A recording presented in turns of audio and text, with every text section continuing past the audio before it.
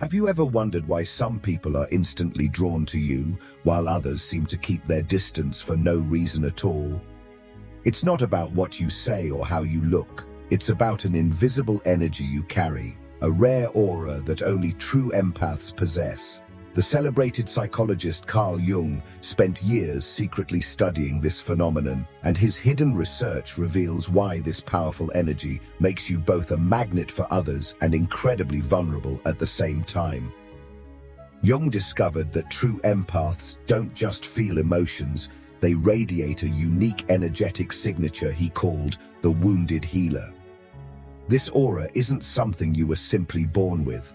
It was forged in the crucible of your own life experiences, shaped by your pain and transformed into something far more powerful. It's the result of a profound psychological alchemy that most people will never achieve.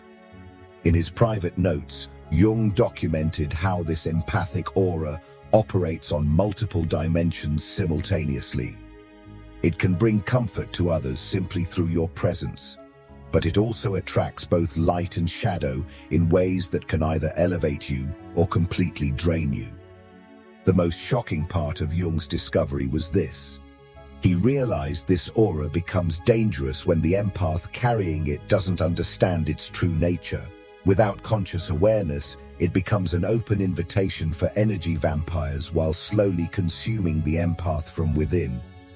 Join me as we delve into Jung's most profound insights about this invisible energy field.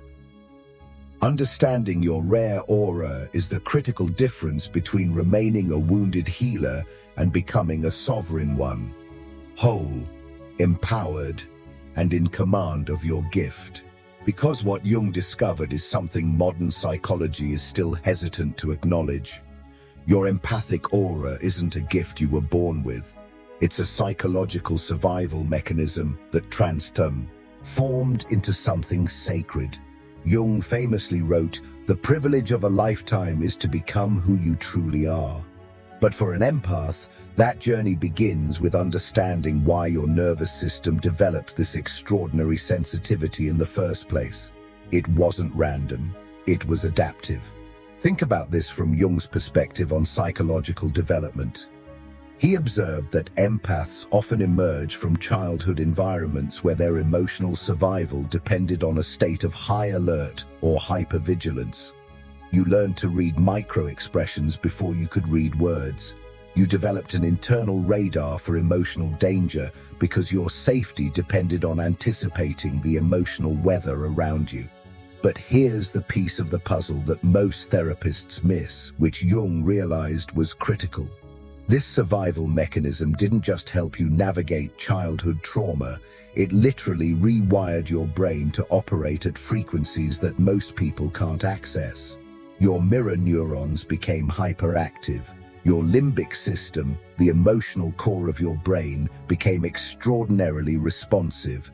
Your entire nervous system transformed into what can be called a highly sensitive emotional antenna. Modern neuroscience now confirms what Jung intuited decades ago.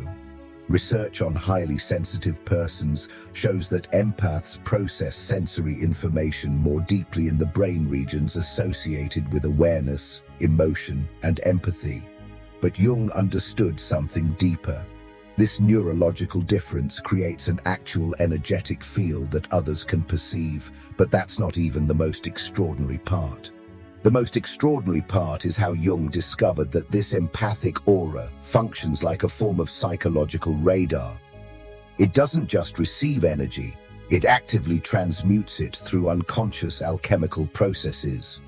Jung observed that when empaths enter a room, they unconsciously begin what I call energetic archaeology. They dig beneath the surface presentations to uncover the emotional truth that others are hiding, even from themselves.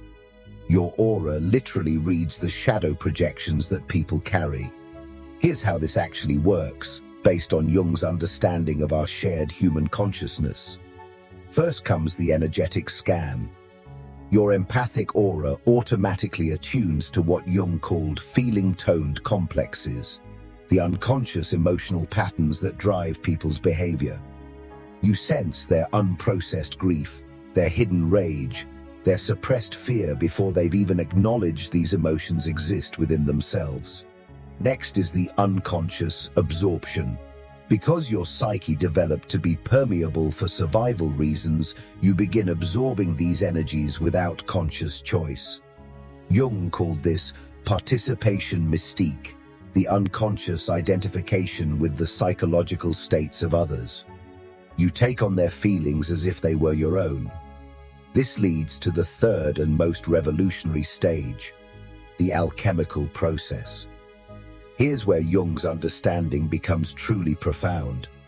Your empathic nervous system doesn't just absorb emotional energy, it processes it through what he termed the transcendent function. You unconsciously transform others' raw emotional material into wisdom, insight, and healing potential. This is why people feel better after being around you, even when you haven't done anything specific. Your aura has literally processed their shadow material and reflected back a more integrated version of their emotional truth. But Jung warned about something crucial. This process only works consciously. When empaths remain unconscious of their alchemical nature, they become what I call emotional sponges instead of psychological alchemists. This brings us to where Jung's research becomes alarming. Your rare empathic aura creates what he called archetypal attraction patterns that draw both healers and vampires with magnetic force. Jung identified specific archetypes that are unconsciously drawn to empathic auras. There is the wounded child archetype. People carrying unhealed childhood trauma sense your capacity to witness and hold pain. They're drawn to you because your aura promises the unconditional acceptance they never received. Then there is the shadow projector. Individuals who've disowned parts of themselves unconsciously seek empaths to carry their rejected emotions. Your aura becomes a repository for what they refuse to feel. And most dangerously, there is the Obisei energy vampire. Jung called these psychological parasites, people whose own empathic development was stunted, so they've learned to survive by feeding on others' emotional energy.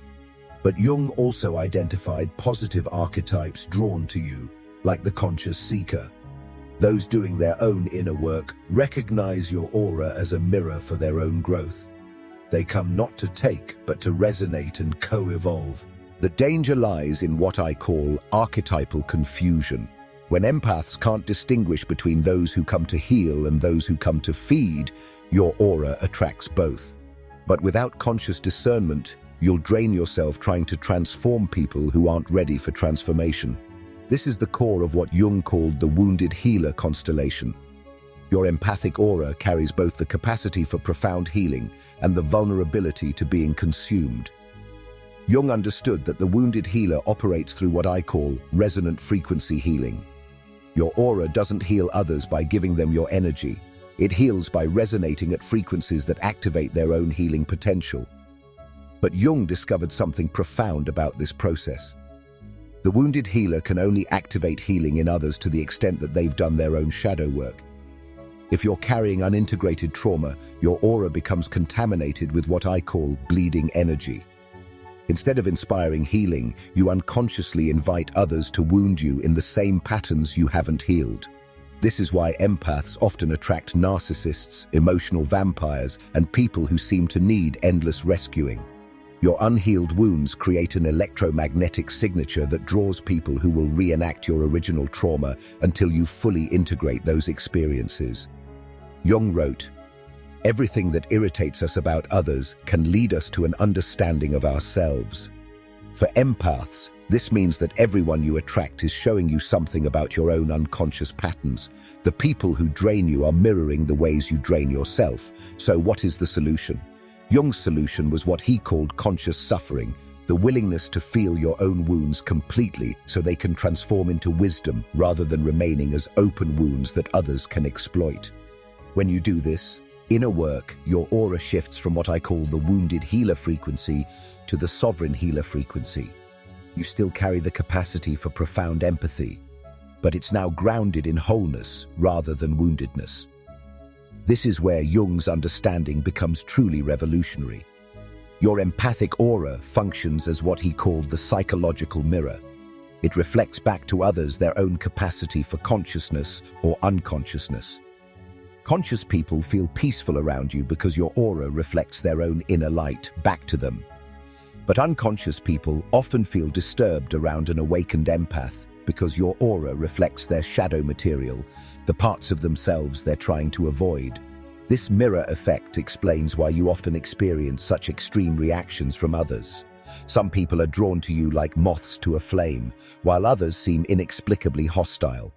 Understanding this is crucial because it explains why setting boundaries feels so difficult.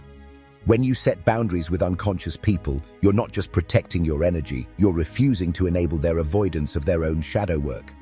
The path from wounded to sovereign requires a conscious framework. We can call it the aura method, based on Jung's principles. First, acknowledge your energetic nature. You cannot integrate what you don't recognize.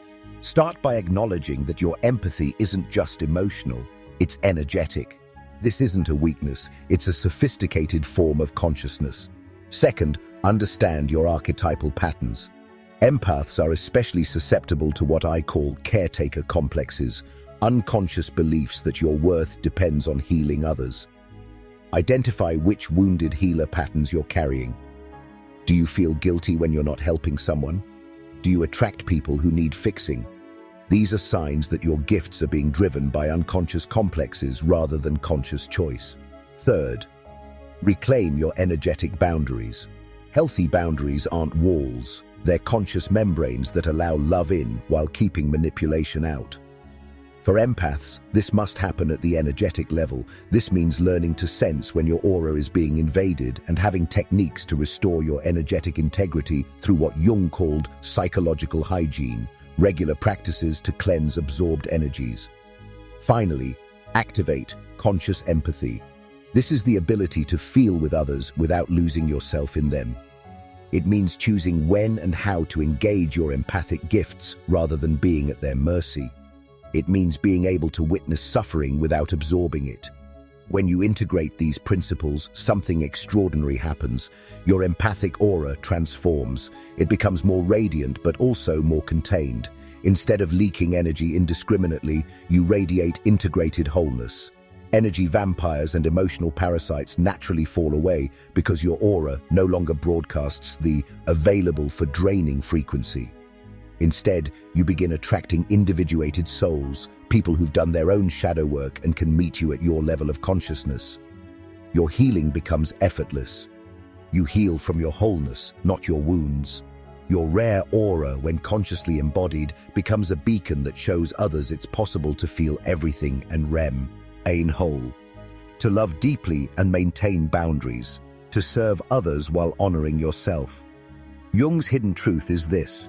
Your aura is rare not because few people possess empathic abilities, but because few empaths learn to wield these abilities consciously.